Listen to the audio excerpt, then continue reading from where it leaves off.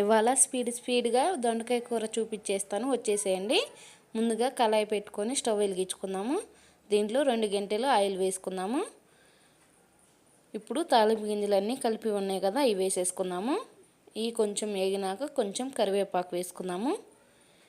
ఇది కొంచెం ఎర్రగా వచ్చినాక కట్ చేసిన ఉల్లిపాయ ముక్కలు వేసేసుకుందాము. ఇవి 1 నిమిషం వేగినాక దీంట్లో 1/4 టీ స్పూన్ పసుపు వేసుకుందాము.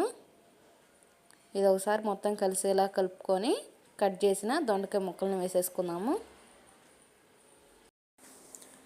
వేసుకున్న తర్వాత ఉల్లిపాయలు తాలింపు మొత్తం కలిసేలాగా ఒకసారి కలిపేసుకుందాము.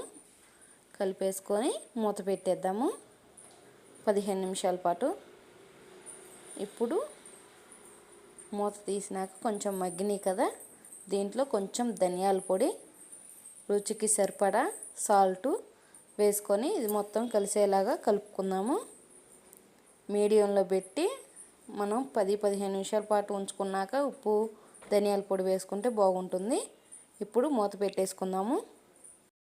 10 నిమిషాల తర్వాత మూత తీసి తగినంత కారం వేసుకుందాము. ఇది ఒకసారి మొత్తం కలిసేలా కలుపుకుందాము. మా వీడియోని చూసే వాళ్ళందరూ సబ్స్క్రైబ్ చేసుకోండి, సపోర్ట్ చేయండి. కూర అయితే ఇంకా ఆపేసుకుందాము. రెడీ అయిపోయింది కూర అయితే. సూపర్. Bye bye.